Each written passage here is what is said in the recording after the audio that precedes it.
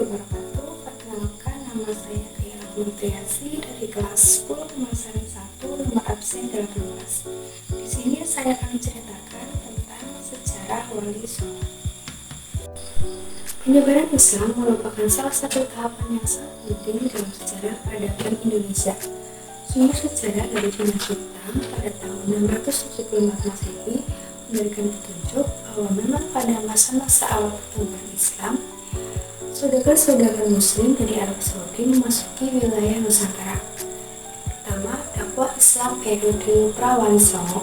Dapat dikatakan bahwa secara umum proses masuknya Islam ke Nusantara yang ditandai dengan kedatangan para saudagar Arab dan Persia pada abad ke-7 Masehi.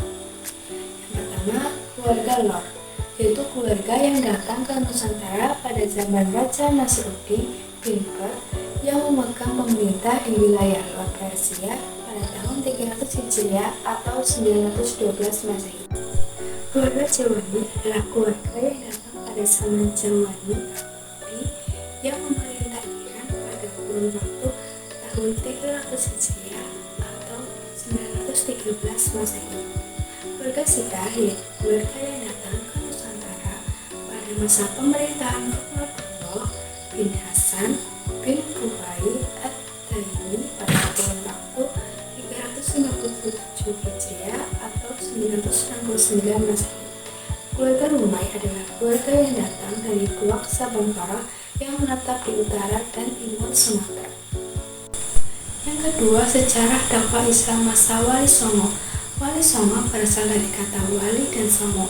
Wali merupakan singkatan kata dari bahasa Arab waliullah dan songo dari bahasa Jawa yang artinya 9. Nama-nama wali adalah Sunan Gresik, Sunan Ampel, Sunan Bonang, Sunan Derajat, Sunan Kalijaga, Sunan Kudus, Sunan Muria, Sunan Gunung Jati, Sunan Giri. Yang ketiga, metode dakwah Wali Songo. Ada ceramah, tanya jawab, diskusi, keteladanan, pendidikan, bisa atau mengirimkan utusan dan ekspansi, kesenian, dan silaturahmi. Wali Songo. Yang pertama, Sunan Gresik atau Maulana Malik Ibrahim. Sunan Gresik adalah orang pertama yang menyebarkan Islam di tanah Jawa. Datang ke Gresik pada tahun 1404 Masehi, wafat pada tahun 1419 Masehi. Kerajaan yang berkuasa pada saat era dakwah Maulana Malik Ibrahim adalah Kerajaan Majapahit. Kondisi keberagamaan masyarakat Gresik waktu itu sudah terbelah karena sudah ada yang menganut Islam, tapi masih banyak yang menganut agama Hindu. Bahkan masih ada yang tidak menganut agama apapun sama sekali. Maulana Malik Ibrahim bergerak untuk mengubah kasta, karena dalam Islam semua orang sama derajatnya. Setelah dakwah di kalangan bawah membuahkan hasil, Maulana Malik Ibrahim pergi ke Trowulan, ibu kota kerajaan Majapahit, untuk bertemu raja. Raja Majapahit tidak memeluk Islam, namun Sunan Gresik disambut dengan baik. Yang kedua, Sunan Ampel atau Raden Rahmat. Sunan Ampel memiliki nama asli Raden Rahmat. Beliau merupakan putra dari Sunan Gresik, sedangkan ibunya bernama Dewi Chandrawulan. Sunan Ampel mengenalkan ajaran yang sangat berkaitan dengan kebiasaan masyarakat kala itu, yaitu moh lima, yang berasal dari bahasa Jawa yaitu moh, tidak mau, limo, artinya 5. 5 hal tersebut yaitu 1. Moh main, yaitu tidak mau berjudi. 2. Moh ngombe, yaitu tidak mau mabuk. Yang ketiga, moh maling, yaitu tidak mau mencuri. Yang keempat, moh madan, yaitu menolak untuk merokok. Yang kelima, moh madon, yaitu menolak untuk bermain perempuan yang bukan istrinya. Yang ketiga, Sunan Bonang atau Raden Magdum Ibrahim. Nama asli Sunan Bonang adalah Raden Magdum Ibrahim. Sunan Bonang merupakan putra dari Sunan Ampel dengan istrinya Dewi Chandrawati. Sunan Bonang memanfaatkan salah satu alat musik tradisional dari Jawa Timur, yaitu bonang. Sunan Bonang dianggap memiliki kreativitas dan gaya seni yang luar biasa karena selama menggunakan alat musik, ia juga berdakwah.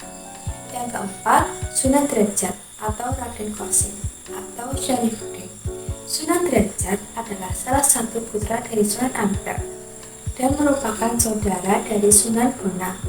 Nama asli Sunan Derajat adalah Raden Qasim atau juga dikenal dengan nama Syarifuddin.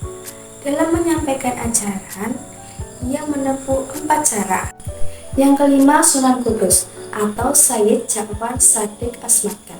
Sunan Kudus memiliki nama asli Sayyid Ja'far Shadiq Asmatkan. Ayahnya adalah Sunan Mudung dan ibunya bernama Syarifah. Jika diurutkan nasabnya, Sunan Kudus adalah keturunan ke-24 dari Nabi Muhammad SAW. Metode dakwah yang dilakukan oleh Sunan Kudus adalah mengadopsi cara-cara yang telah dilakukan sebelumnya oleh Sunan Bonang, yaitu tidak menggunakan jalan kekerasan dan radikalisme. Kedua, merubah tradisi buruk dengan pelan-pelan. Ketiga, tidak melakukan perlawanan konfrontasi langsung. Yang keempat, berusaha menarik simpati masyarakat. Selanjutnya, mengubah fungsi sesajen yang berupa makanan lebih baik disedekahkan kepada orang yang kelaparan. Dan yang terakhir, tidak menggunakan sifat-sifat kekerasan dalam menentang dan memberantas kebiasaan dengan atas nama pemberantasan tahayul. Yang keenam, Sunan Giri atau Raden Paku Ainul Yakin. Sunan Giri memiliki nama asli Raden Paku atau Ainul Yakin. Lahir di Baimbangan yang sekarang Banyuwangi, abad ke-15 sekitar tahun 1444 Masehi. Ayahnya bernama Maulana Ishaq, saudara kandung Maulana Malik Ibrahim atau Sunan Gresik. Bersama dengan Sunan Bonang, ia pergi ke Pasai dalam perdalam ilmu agama Islam. Pengaruh Sunan Giri bahkan sampai ke luar Pulau Jawa, yaitu Makassar, Ternate, dan Tidore pada abad ke-15 saat Majapahit dikalahkan oleh Raja Kaling Kediri. Sunan Giri dinobatkan menjadi Raja Peralihan. Hal tersebut dimanfaatkan oleh Sunan Giri untuk menyebarkan ajaran Islam. Yang ketujuh, Sunan Kalijaga atau Raden Said. Sunan Kalijaga memiliki nama asli Raden Said. Beliau lahir sekitar tahun 1450 Masehi di Tuban dan wafat pada abad ke-16 sekitar tahun 1580 Masehi. Sunan Kalijaga bertemu dengan Sunan Bonang yang kemudian menjadi gurunya. Segala hal yang berasal dari kebudayaan lama dengan corak Hindu-Buddha masih diadopsi dan dijadikan sebagai media dakwah oleh Sunan Kalijaga. Sunan Kalijaga juga memanfaatkan tradisi Gedhog yang dipadukan dengan perayaan peringatan Maulid Nabi Muhammad SAW. Yang kedelapan, Sunan Muria. Nama asli Sunan Muria adalah Raden Umar Said atau Raden Prawoto. Sunan Muria hidup pada masa kesulitan Demak, yaitu kerajaan Islam pertama di Pulau Jawa. Metode dakwah yang dilakukan pun tidak jauh berbeda yang ditempuh oleh Sunan Kalijaga, yaitu tetap mempertahankan kesenian gamelan, wayang kulit sebagai sarana dakwah. Sunan Muria juga menciptakan tembang, sinom, dan kinanti sebagai media dakwah. Yang kesembilan, Sunan Gunung Jati. Memiliki nama asli Syarif Hidayatullah. Lahir pada tahun 1450 Masehi.